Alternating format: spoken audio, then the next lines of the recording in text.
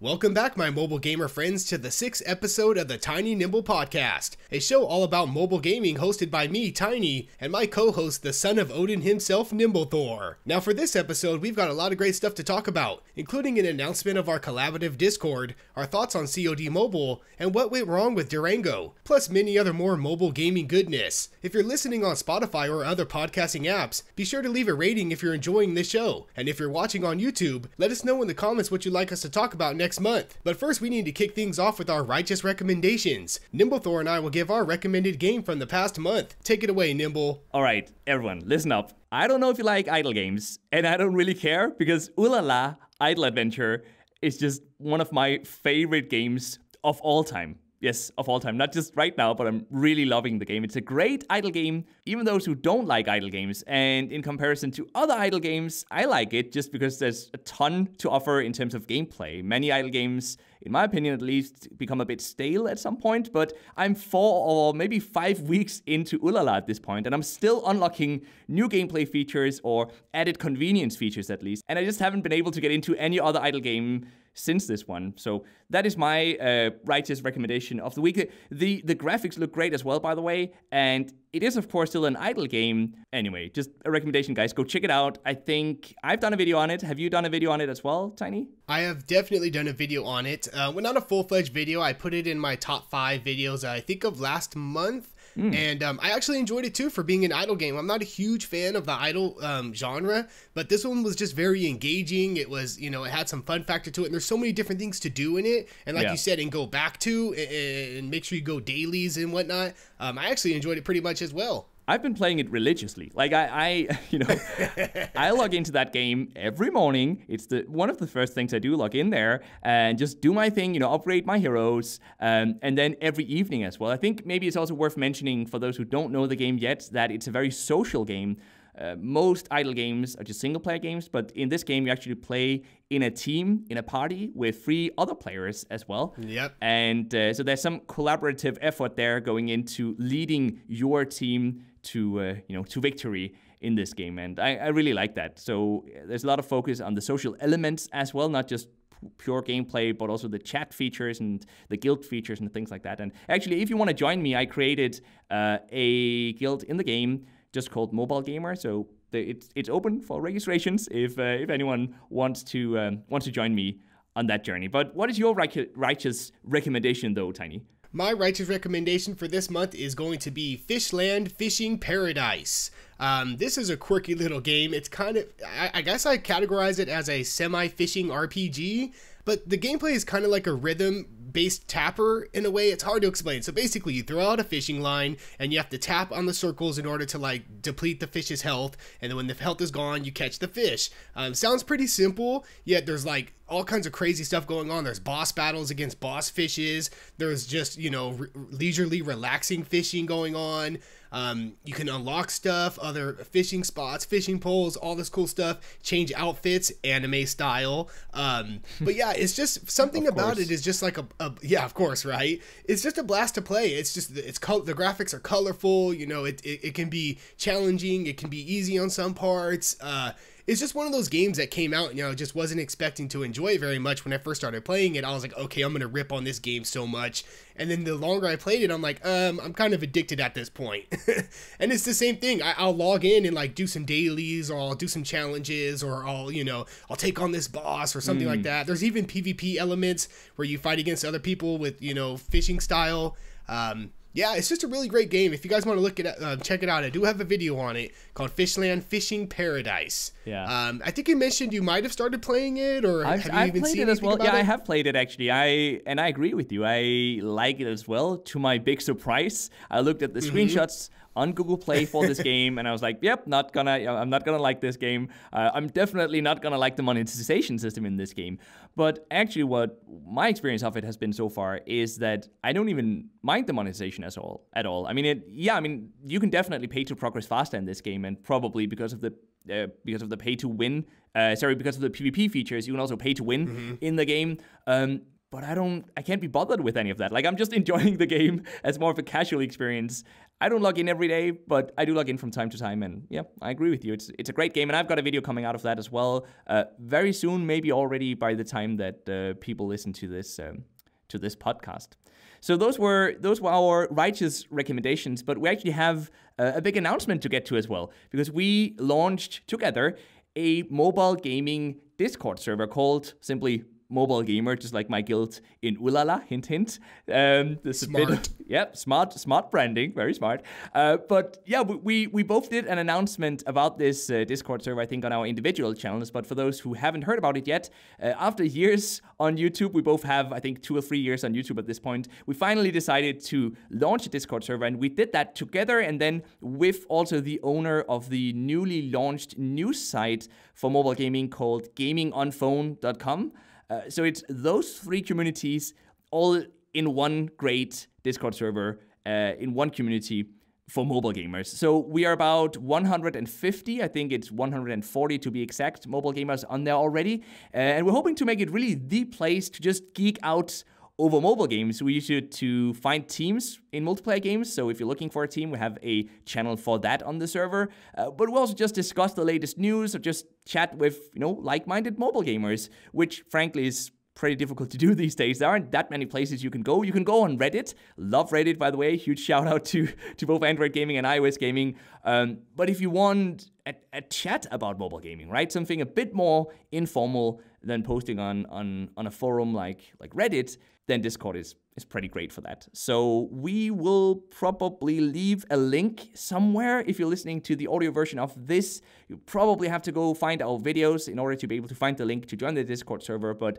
it really shouldn't be very difficult if you if you find our YouTube channels, and then you can go from there. And I really like that we're doing this, because I feel like you mentioned, it's bringing all the mobile gamers together, trying to create a community for us to just talk about our favorite habit, which is just playing mobile games. There's a lot of different subcategories within the Discord.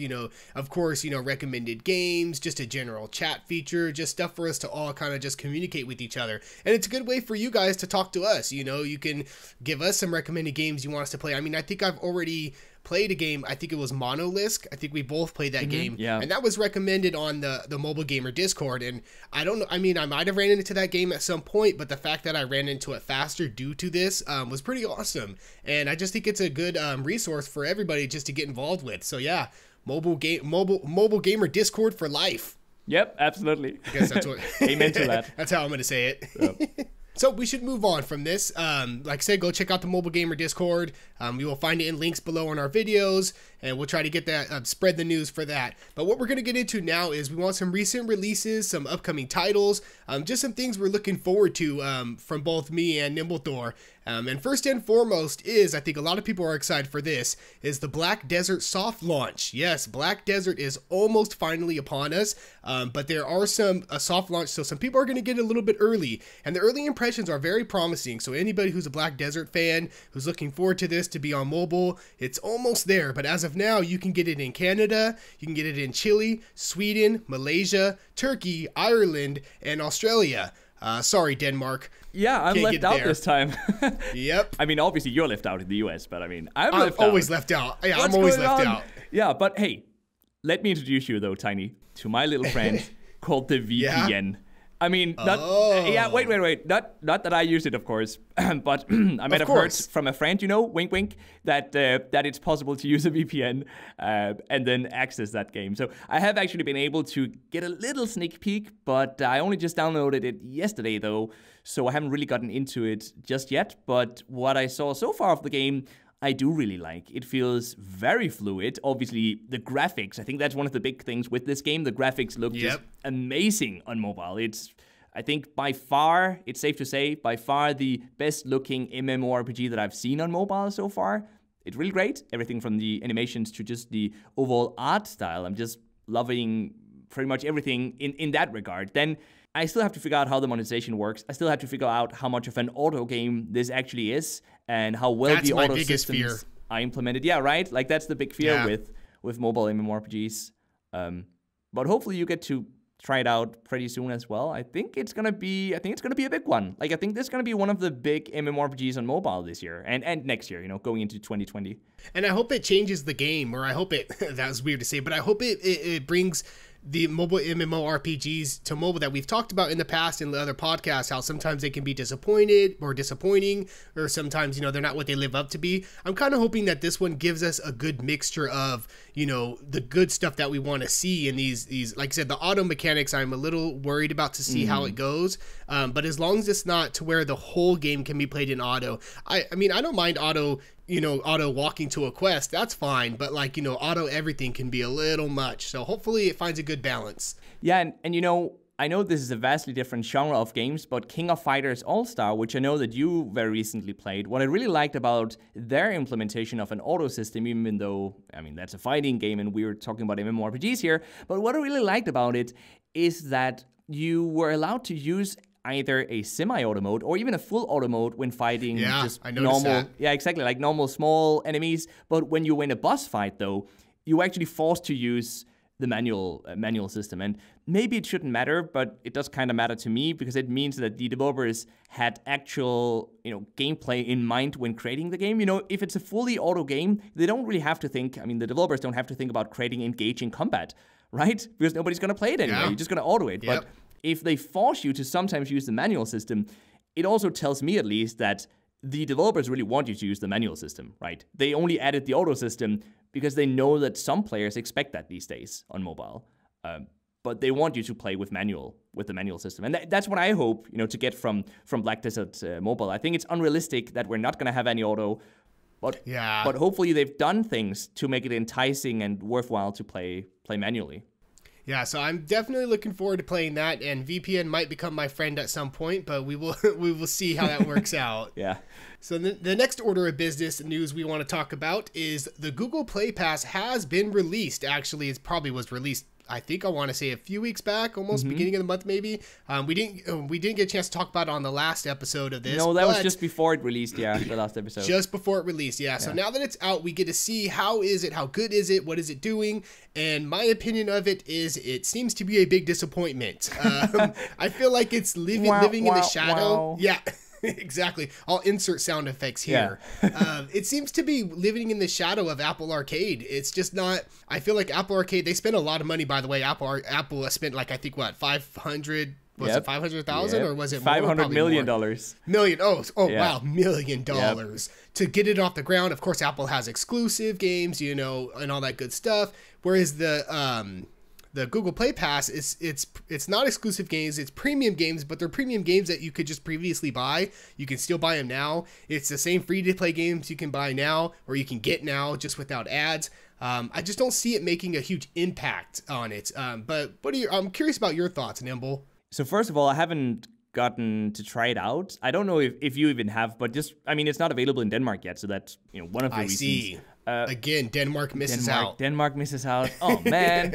But also I just don't really feel too interested in yet another subscription service. So it's not so much thing. Yeah, that's the biggest thing. It's not so much a comment about what Google Play Pass is and whether or not there are enough games in there. It just really comes down to I don't want to both pay for Google Drive to get more space in the cloud, and then also pay for potentially YouTube Premium, which I had in the past, and then also pay for Google Play Pass. But if all of those were bundled, though, that's where I see the real power here. I mean, Google has the opportunity to really bundle this together more like Amazon does, right?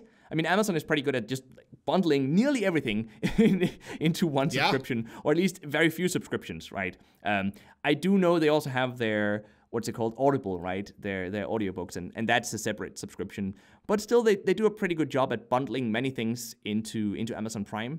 And I feel like that's probably Google's best option here. But obviously, that means less money for them than if they could get people to buy a separate subscription. I do get that, but that's my opinion on it, though. If it came bundled, I would probably check out some of the games on there, or some of the apps on there, by the way, because it's not all games, though, Google Play Pass.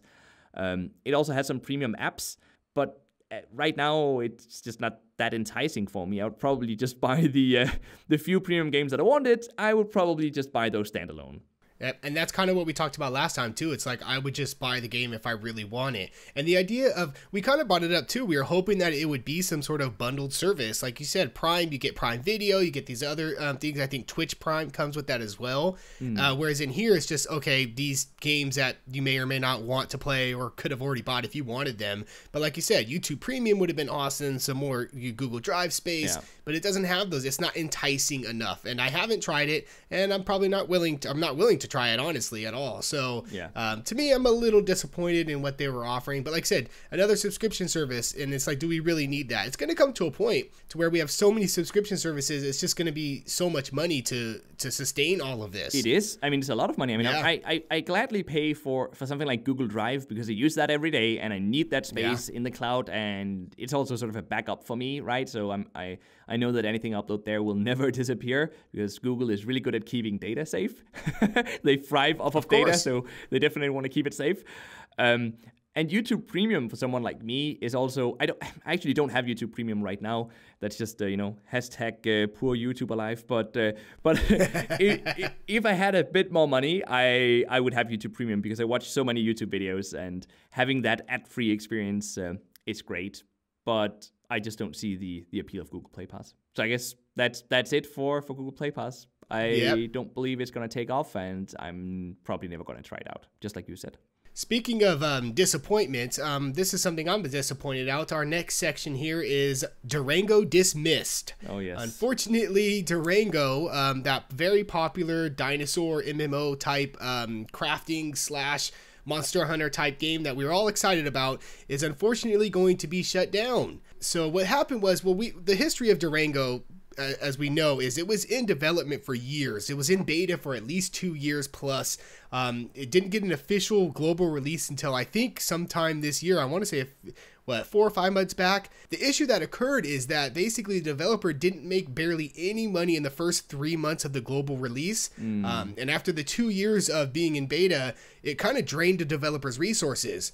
They didn't really generate that back, unfortunately. And I enjoyed Durango. I thought it was a fantastic game. I did 2 videos on it, I think. One for the beta almost 2 years ago, and then one when it was finally released. But unfortunately, Durango will be no more, and the developer has to shut it down in December. So I'm a little disappointed there. Yeah, and it's funny to think about it because Durango was so hyped.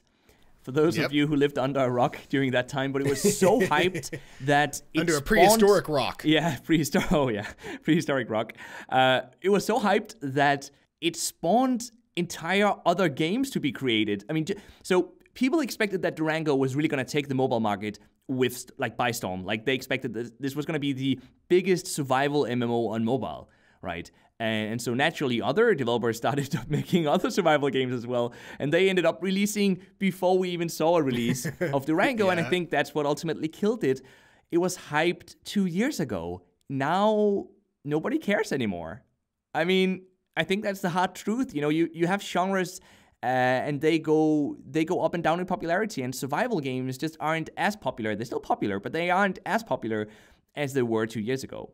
And it's just a shame, really, because Durango, it's a game that has definitely been made with love. I mean, it's clear to see that the developers really put a lot of time and effort into that game, and now it's just going to disappear forever. And I read something recently that really piqued my interest as well, and that was that the developers are apparently trying to make sure that the players who still haven't experienced everything that the game has to offer will have a chance to do that before it closes down, and they're going to do that by, for example, increasing the amount of experience points that you earn. They're going to increase the loot drops. I think they're also going to increase some rewards from some sort of PvP feature. Not too sure. I read about this, by the way, over on gamingonphone.com. Hint, hint. and they're pretty good at covering new stuff. So that's actually why I read about the fact that the developers are going to do this. And they're actually also going to try to ensure that even after the servers are shut off, people who still have the game installed, obviously it's going to not be available on Google Play and the App Store anymore, but if you still have the game installed and you played the game, you will still be able to access your own island in this game, like in the game. So I'm not sure if they're going to be able to pull that off, but that's pretty nice, I think.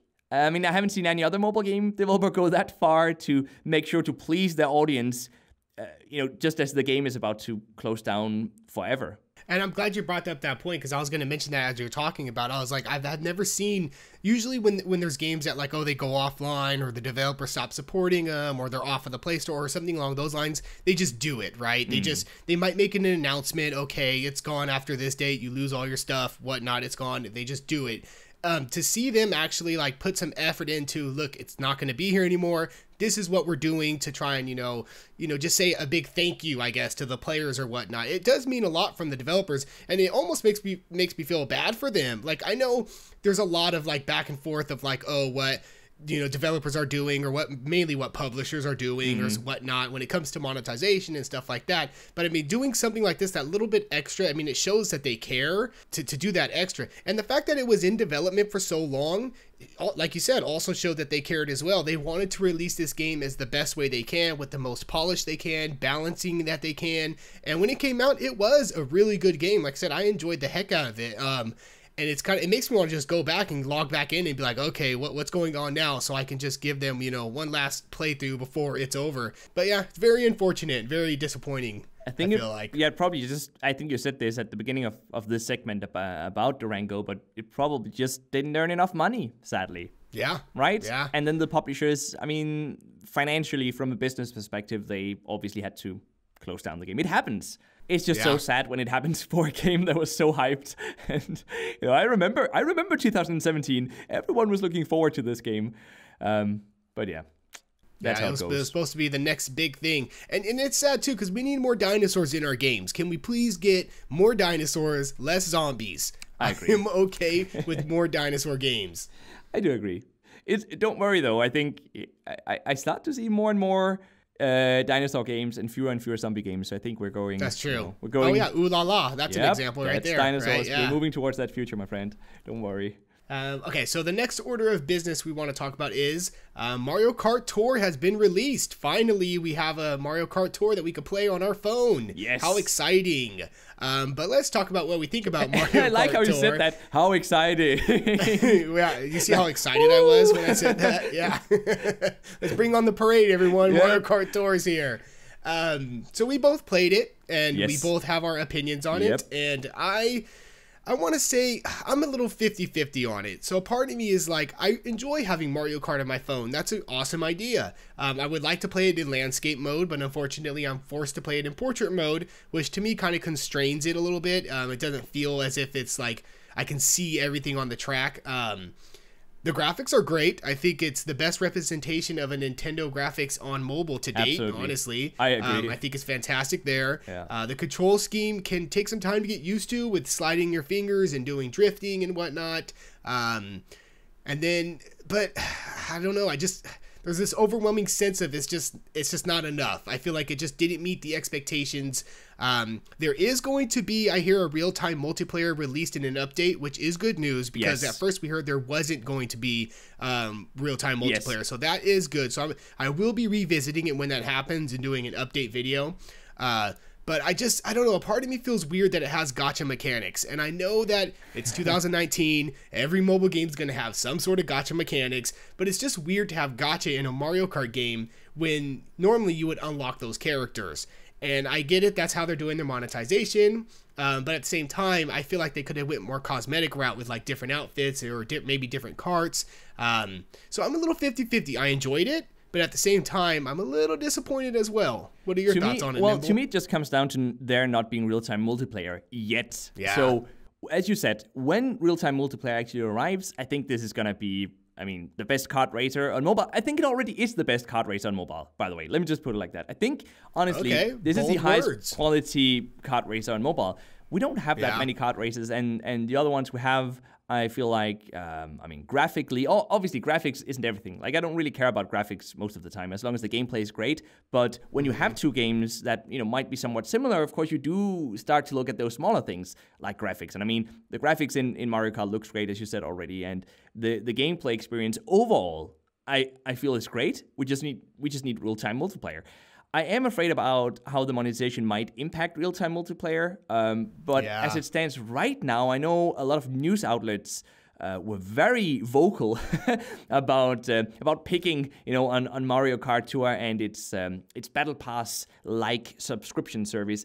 Oh, that's right. I forgot to mention that. Yeah. But I don't really get that. I think people were just hating just to hate, because when you look at all the other mobile games out there, the monetization honestly was above average on mobile. It was above average of what you could expect from a mobile game. Did it have pay to progress faster? Of course it did. But it was still above average, I think, in terms of what you could expect. A lot of people mentioned the 200cc game mode being locked behind the subscription as one of the main things they didn't like. And don't get me wrong, I would love to have had that be part of the main part of the game as well, the core part of the free-to-play experience as well.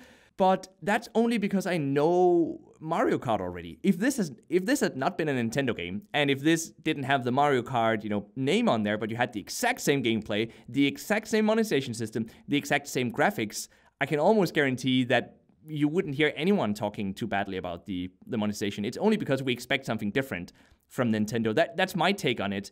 And I think you nearly said that yourself in the beginning. You said, and I'm not saying you disagree, by the way, but you said in the beginning, you said that it's great to have Mario Kart on your phone, in your pocket. Yeah. But it just wasn't exactly what we expected. And I think that's what it comes down to. So...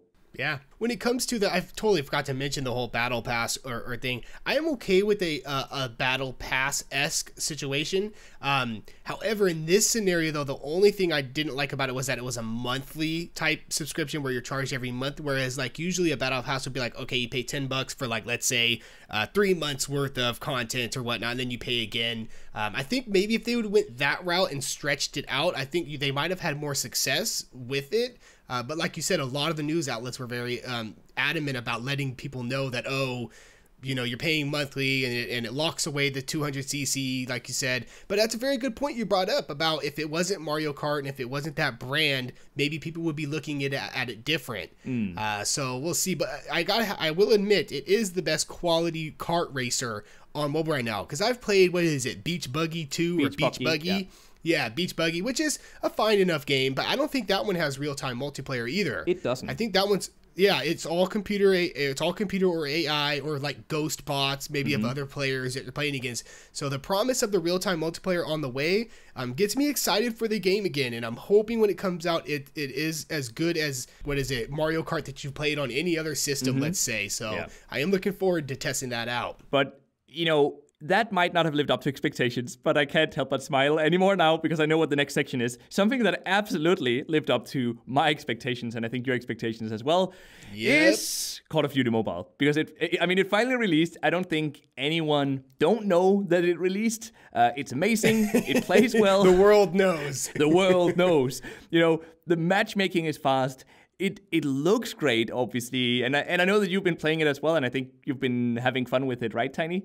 Fantastic experience, in my opinion. It's everything you would want from Call of Duty on your phone. No, I'm sorry. It is Call of Duty on your phone. When we're looking at it from a traditional standpoint of just gameplay mechanics and just how the game plays and how it feels, just that aspect of, match to match, it's Call of Duty. I mean, yeah, the controls take some getting used to, but once you master those controls, it starts to feel really natural, honestly. And you can choose a control scheme that makes it feel more like traditional Call of Duty as opposed to auto firing. But yeah, I am enjoying the heck out of this game. I mean, it's to the point to where I have a huge friends list. We have what is it? We have our own clan, the Mobile Gamer Clan, of course. We've got the Mobile Gamer Clan. So every time I'm on, there's somebody I'm trying to add, oh, come on, join me for a match, and we'll get into a match, a random match. I'm not even a big fan of Battle Royale, but the fact that it's there is awesome too, because more content, why not? But yeah, I'm enjoying it. And yeah, go ahead. I was just going to say talking about content. No, I was just going to say talking about content. There's just so much content in there. I mean, you mentioned the Battle Royale mode, and I got to be honest, I've only played one match of Battle Royale in Call of Duty Mobile, because I haven't even felt the need to get into that yet, because there's just so much content, all the good old maps, and I can't help it, I'm really geeking out over this game. But if you guys have listened to the previous episodes of this podcast, you know that both Tiny and I have really been looking forward to this release. Yes. And then, it finally arriving, it being everything we expected. I mean, I'm geeking out over here. I'm loving it as well. And, you know, there's so many maps. There's so many game modes as well. And they're even adding, and I really like this, they're adding game modes that are only there for a limited period of time. So, for example, right now, I think you can still play gun game for about 10 more days or 14 more days. You know, gun game is where you start out with, everyone starts with the same gun, and then as you kill one person, you get upgraded to the next weapon, and then it goes on, and then eventually you'll have to get your last kill with a knife, and you have to get 20 kills. The first person to get 20 kills then wins that round, and that's a game mode I really love, by the way. So it's one of my favorite modes because it gets you to try all the weapons, because traditionally you find the weapon you like, right? And then you're like, oh, I'm good at this weapon, I'm sticking with it, and you play all your other modes with that weapon. But with gun game, you're forced to use these other weapons. You're forced to use a sniper rifle. You're forced to use a gun you wouldn't ever use. I know, right? Sometimes it's hard to get those kills. Yeah, it's really difficult.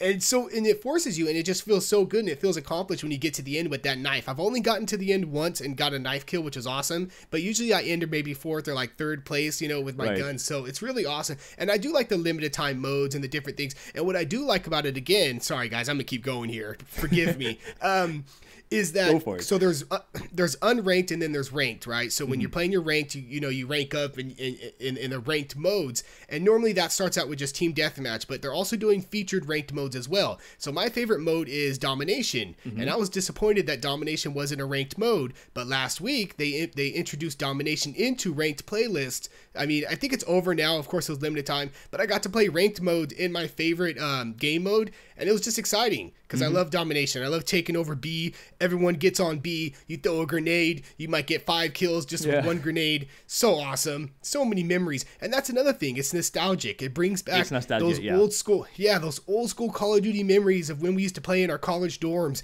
or at least me, because I'm an old folk, of just playing Call of Duty with friends and just getting some kills and getting killed and watching kill cams and seeing how the heck did that guy kill me. And it's just great. It brings back that great nostalgic feature. And like you said, it's going to be supported. It's going to be supported.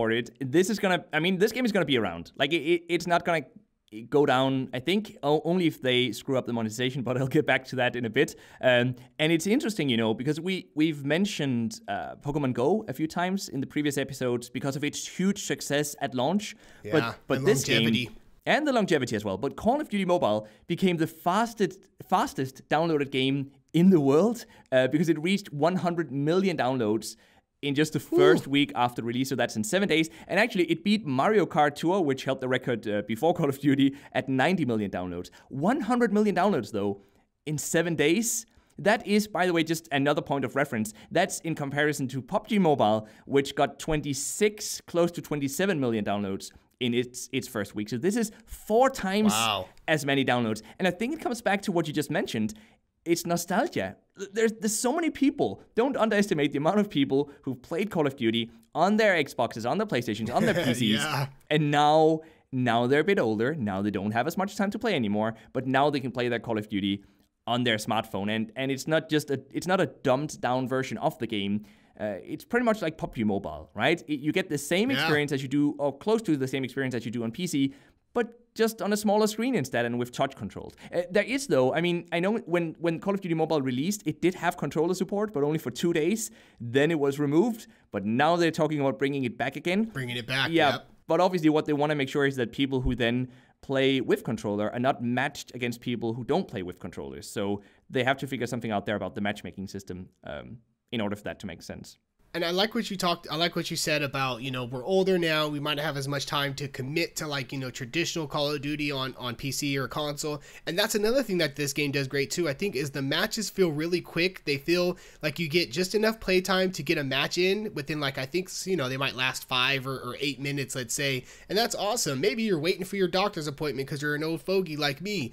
And you could play a match of Call of Duty, or you're somewhere else. Let me just play a match real quick, Exactly. Or you can just sit down and play 20 matches if you feel like it. But the fact that it's fast paced and they make it quick and it kind of honors your time, I think is another plus when it comes to the game as well. And then the fact that they got the monetization right.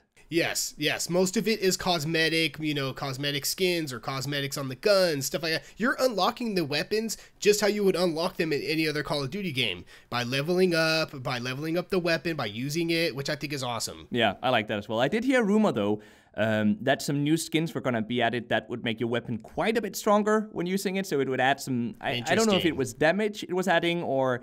maybe it was reload speed. I know that some of the cosmetics, a few of them already have that, but the added advantages are just so small that it doesn't really matter. I mean, it all comes down to skill at the end of the day, and that, you know, 1% faster reload or whatever it is isn't really going to make a big difference. But I heard a rumor, though. I saw a screenshot, but it's just a rumor, though, so I don't know if it will be added. But, you know, that they might add cosmetics that have bigger gameplay advantages. I hope that's not gonna be added. I think it's just a leak. I don't think it's gonna be added because I really think that Tencent is gonna try to steer Activision away from the pay-to-win monetization. You know, the game has been developed by Tencent and it's being published in collaboration between Tencent and Activision. And Tencent also owns part of Activision Blizzard.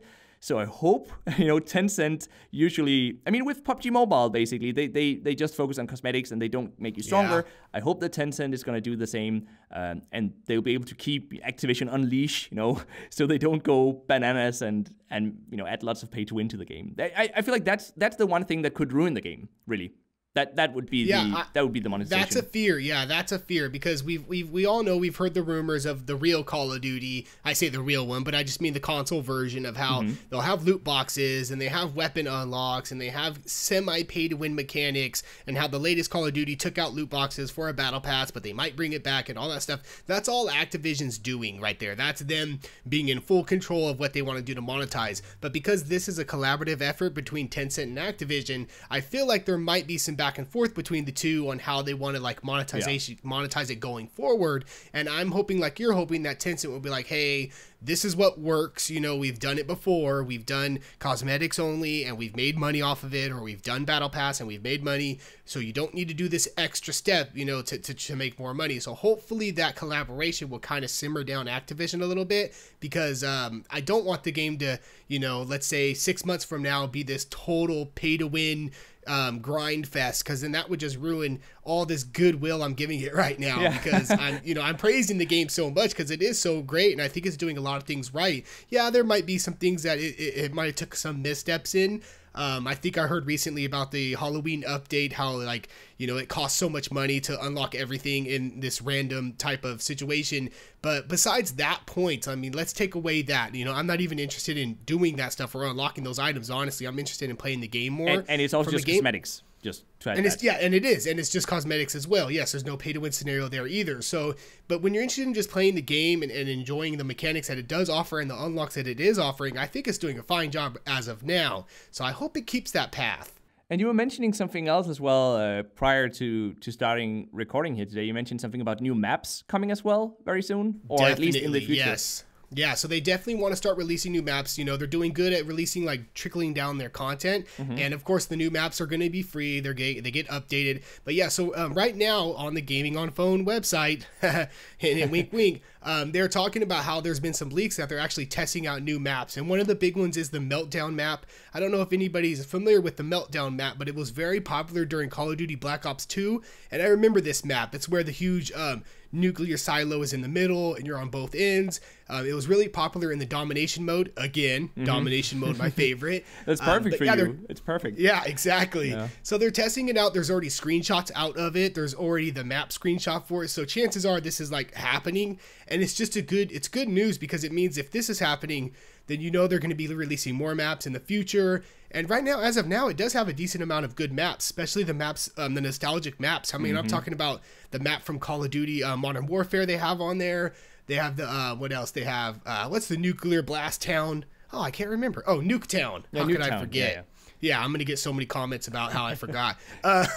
So, yeah, so, like, they're just going to be trickling down more maps, which to me also gives me, you know, some excitement for the future of it. We're going to get new maps and all that stuff. And it also says something about the strategy here. I think Tencent and Activision, they know what they're doing. Sometimes they may do things like, especially Activision, might do things that we don't like in terms of monetization, but they do know what they're doing, though. I think most of the time, at least.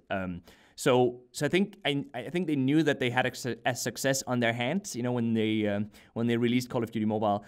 And so I'm just glad to see that this is a game that will, you know, be receiving continuous updates. And I mean, becoming the fastest downloaded game of all times is pretty badass in itself. And I think, you know, that means that they'll be able to put more resources towards continuing the development of the game.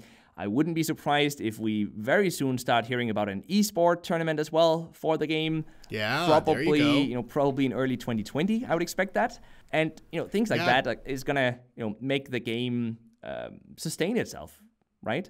And I hope I'll be able to continue playing this game even in a year from now. That would be fantastic. Well, and we talked about the esports scene last month about how, you know, how we would like to see more mobile games in it and how it's up and coming. And I think this one would be a great addition to that. And there's already rumors and rumblings, I've seen it online, about being implemented into the esports scene, having those super duper awesome cool players like myself in there and do wow, I won't be in there. Yeah, I'm gonna get demolished, man.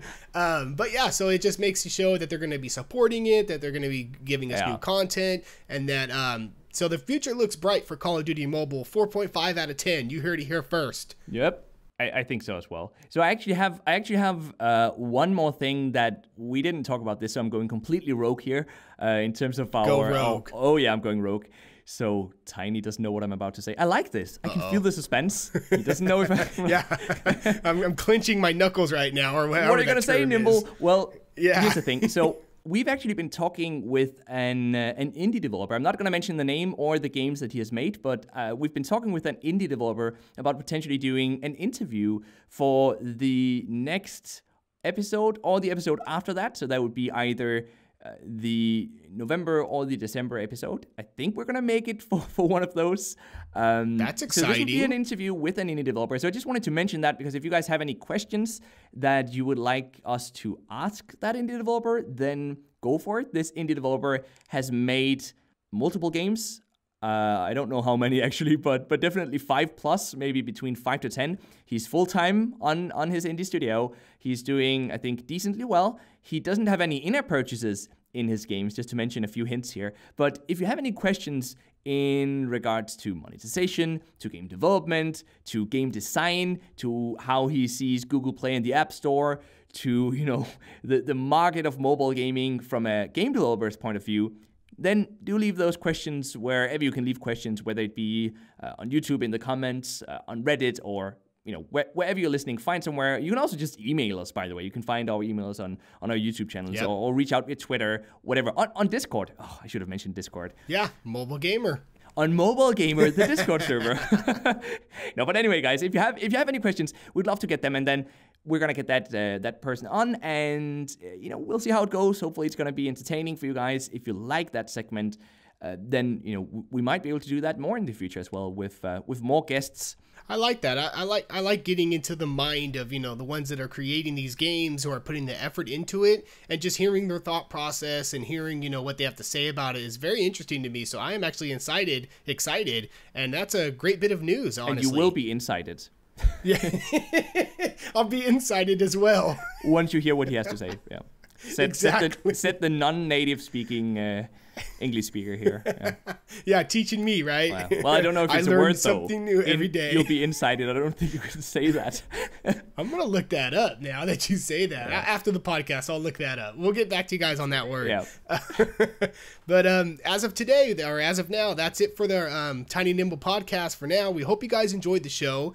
We like to do this every month, so that's what's awesome about this. So you guys can always come back for more, or listen back on our older podcasts to check them out. We already have 5 5 previous episodes waiting for you on your favorite podcasting apps, and of course on both Nimble and my YouTube channel, so you can subscribe to each of us. We'll alternate each month of where the video goes. And speaking of YouTube, definitely leave a comment below. Let us know what you think about the episode, and if you have anything else to talk about for our next month, well, we're definitely interested in reading that. Also, don't forget to check out the Mobile Gamer Discord channel to join us for some awesome mobile gaming conversations. So for now, we hope you enjoyed this episode, and we'll see you guys again next month. Bye bye.